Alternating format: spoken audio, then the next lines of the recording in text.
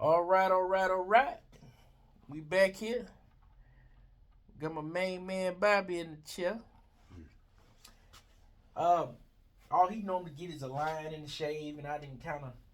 I was recording this earlier, and the camera just went out. I don't know what's going on, so now we gotta reshoot this again. But he wanted to talk to the people, to the youth, to the not just the youth, because there's more people that need to hear than the youth. It's a lot of adults out there that ain't got themselves together. And this guy here was a young star quarterback from his neighboring hometown of Natchez, Mississippi, standing at 6'3", running around the field, looking like Michael Vick. Vic Bobby is what I call him, Vic Bobby. So he went from that to going to jail to thugging and drugging, right? That's what you said, right? Thugging and drugging. Thugging and drugging. Back and forth to jail. Back and forth to jail. So I was asking him, how did he get there? Who led you down this path? And he was explaining to me that it was the older people, the adults put him on the drugs and the alcohol in his teens. And that ruined his whole life, his whole career. So go ahead and take it from there. Oh, Lord. He said, oh Lord. Just tell the people how you remember the first day when you was sitting there and they was like, here, try this. Well, when I was sitting there, it was like, okay, first started me like on cigarette. They said, every young buck would like the cigarette for me. So you got to puff on it, keep it lit. Oh. You got to puff on it, keep it lit now. Yeah. All right. Go get that beer out of the refrigerator. If you already pulled up, I'm going to take CID up probably. So let's get me started right there, because you know I'm a teenager. Tell me go get something. He don't want to try it anyway to see how it really is. Yeah, so what they were doing was giving you a taste. Go ahead on, bring me that beer. Go on and taste a little bit here. Like this cigarette. Go ahead. You're puffing and puffing. You getting enough. Make sure it's lit. So I got to keep it lit. I got to puff and light it on. Yeah. So. How old you think you was when this was going on? Ooh, man, I probably was still in school, man, probably about 16, 17 years old, you know. That's crazy. And what that is doing is it's that ruining. lead any time in the youngster, man. Yeah, and you said you was being a follower, right? Yeah. So, and I was getting older. I started just hanging up in the tree with the older guys. Hanging out under the tree with the older guys, and ain't none of these guys telling you right from wrong. Right from wrong. This is a bad decision. Don't do this. So you went from being a high school star quarterback, could have possibly went to college, to going to jail, to getting locked up all the time, to being high all the time, walking around here. And ain't nothing worse than a drunk driver. And so tell us how old you was when you first went to prison for, because what you wound up going to prison for? Drinking and driving. Drinking and driving. And I was trying to explain to them when the video cut out last time, drunk driving is one of the worst things that you can do, because we was recently, a year ago, affected by a group of girls that we know right here in our community. Me and her parents and her uncle, we born and raised together. She was in a vegetative state for a little while because she didn't came out of it, but she's still not out the woods all the way. She could barely say a few words right now. But the other two young ladies passed away. They were all three in the same car together, and there was a drunk woman who was drunk and high, whatever the case may be, but she was going 100 miles an hour and wound up hitting them three young girls who was in college, headed back to the dorm on a Monday night, trying to better their lives. Meanwhile, here's a grown woman that's already grown, adult. Obviously, she ain't gonna ever do nothing with her life but drive 100 miles an hour while being drunk.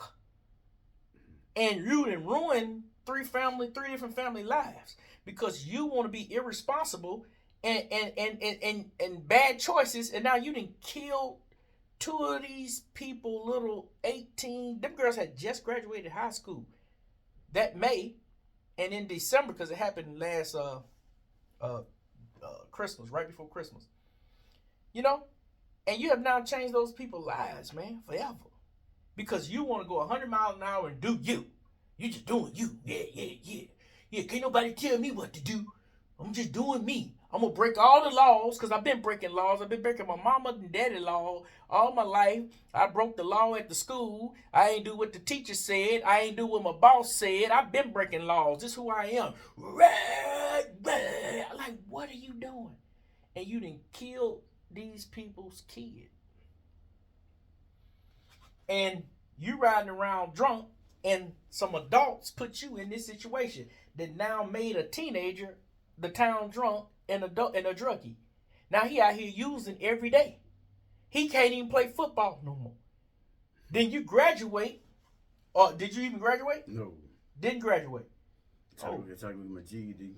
You had to go get your GED. Mm-hmm. Did you get your GED while you was in jail, or you got it before you went to jail? While we jail. And you want to know something?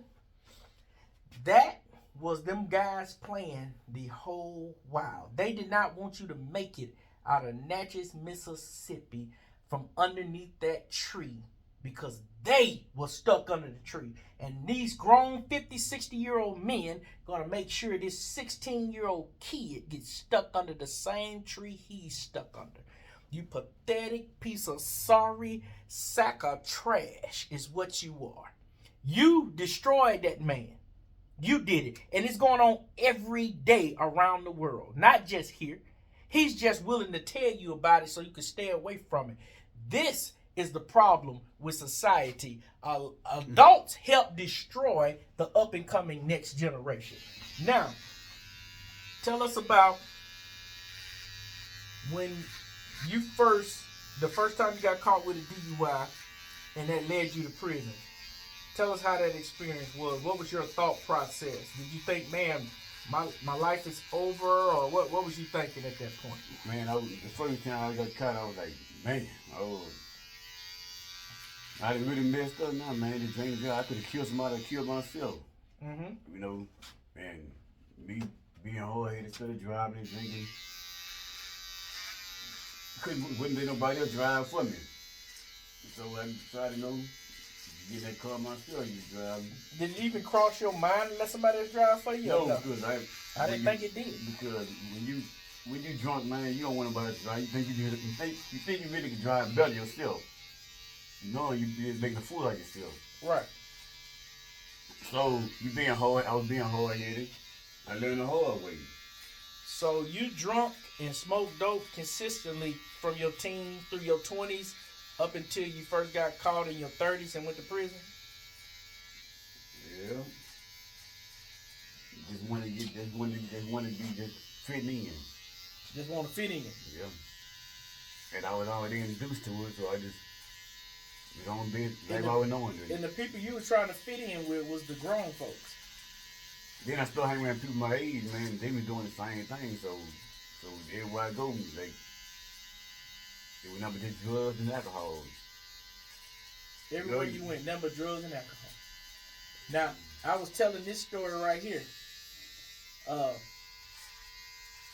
It's another guy. I'm gonna tell you two stories. This other guy, he came to the dinner table with me and my partner at a restaurant, and he was talking about how he worked here at the shipyard. He was like, this old thug guy, this thug, he up harassing me all in my face. Now, this same guy, he's an alcoholic, young guy, about 24 years old.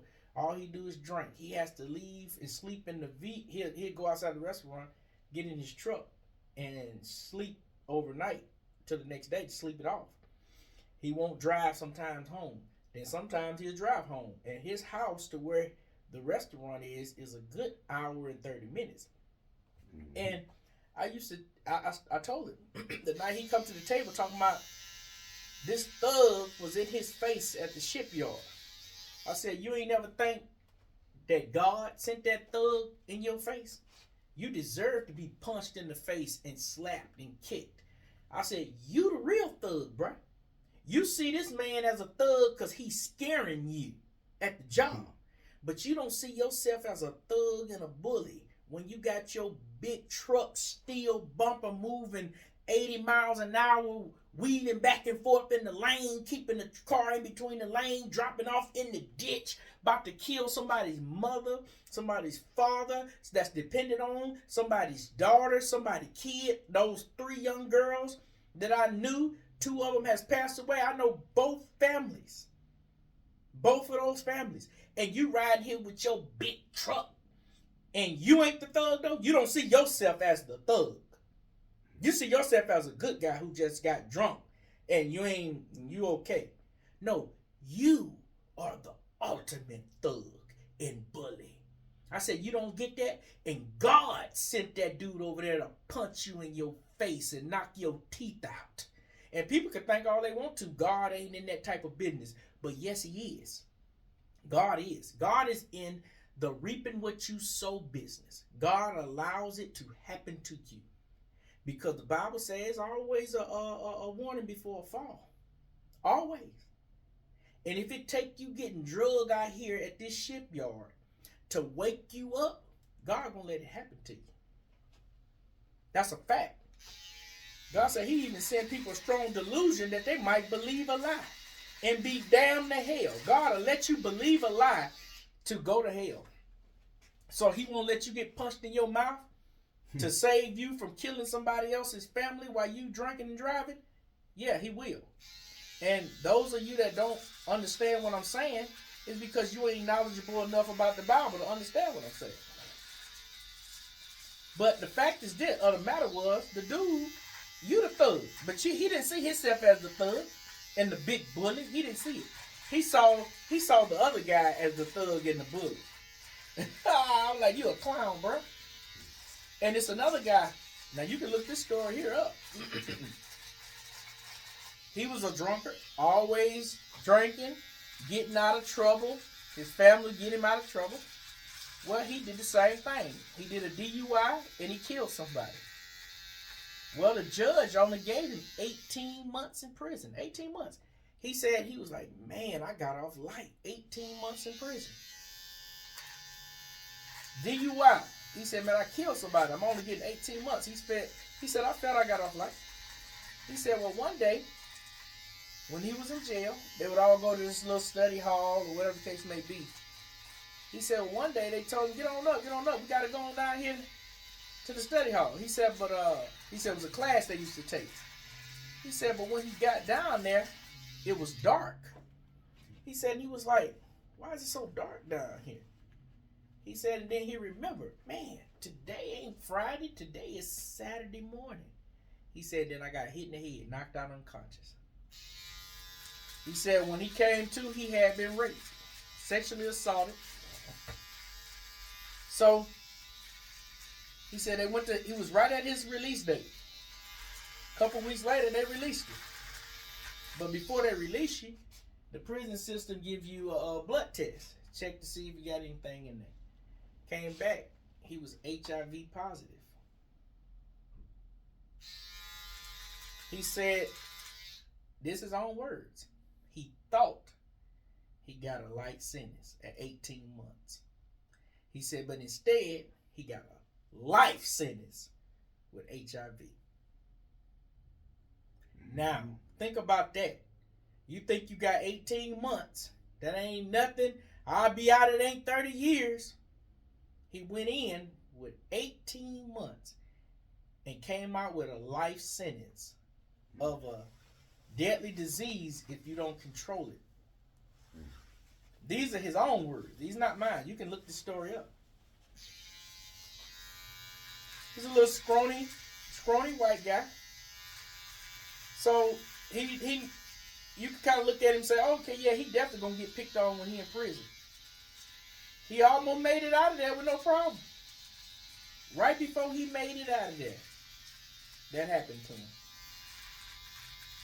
He said he knew it was off once he realized, I'm down here on a Saturday morning in the dark.